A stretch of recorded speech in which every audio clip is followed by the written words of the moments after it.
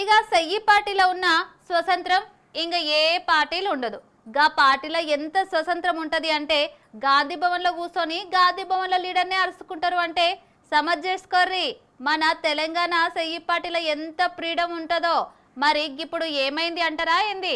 గదే లెక్కన ఓ MLA sir మంచి ముచ్చట చెప్పిండు. మళ్ళా షెయ్యి party senior leader Mancherial MLA Prem Sagar Rao sir ప్రేమతోని గీ ముచ్చట చెప్పిండు. మళ్ళా గది ఏం ముచ్చట అంటే అవతల పార్టీలకు వెళ్ళి యువతల పార్టీలకు వచ్చిన లీడర్లకు పదవులు ఇవ్వొద్దు, వాళ్ళు గీయాళ్ళు ఉంటారు, రేపు పొద్దుగల పోతారు.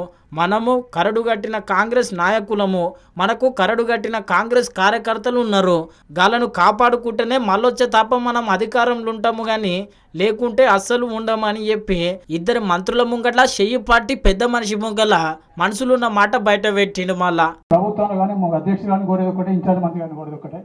అధ్యక్షుల వారిని ఇన్ఛార్జ్ మంత్రి కోరి సముదాయ స్థానం ఎవరైతే పార్టీ కోసం కష్టపడి పనిచేసిండ్రు, ఇవాళ వచ్చి కొత్తగా వచ్చిన వాళ్ళు, ఎలక్షన్ ముందు వచ్చిన వాళ్ళు, ఎలక్షన్ తర్వాత వచ్చిన వాళ్ళు వచ్చి వేదికల మీద కూర్చొని వీళ్ళ మీద పెత్తనం చేస్తే కాంగ్రెస్ పార్టీ బతకదు. మీరు గుర్తుపెట్టుకోండి, ఇప్పుడు వచ్చిన వాళ్ళు ఎవరైనా కూడా వాళ్ళు పార్టీ మీద ప్రేమతోడో లేకపోతే పార్టీకి పనిచేద్దాం రాలే.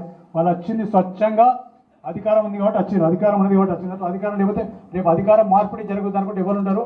మళ్ళీ మీ ఇంట్లో కాంగ్రెస్ పార్టీ కార్యకర్తలు ఎవరైతే 20-15 సంవత్సరాల నుంచి పనిచేస్తున్నారో వాళ్ళే ఉంటారు, వాళ్ళే పనిచేస్తారు.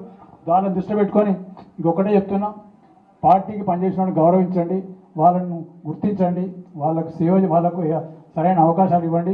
నామినేటెడ్ పదవులు కానీ లేకపోతే పార్టీ పదవులు కానీ అవకాశం ఇవ్వండి. ఇన్నరు కదా మంచిర్యాల ఎమ్మెల్యే ప్రేమ్ సాగర్ రావు సారు మంచి ముచ్చట చెప్పిండని చెప్పి అసలు సిసలైన కాంగ్రెస్ కార్యకర్తలు మస్తు సంబుర పడుతున్నారు. ఇక ఆ పార్టీలకు వెళ్ళి ఈ పార్టీలకు వచ్చి పెత్తనం చేస్తున్నాడు అనే కోపంతోనే మాజీ షెయ్యి party leader Jeevan Reddy sir పార్టీలకు వెళ్ళి అడుగు బయట పెట్టిండు.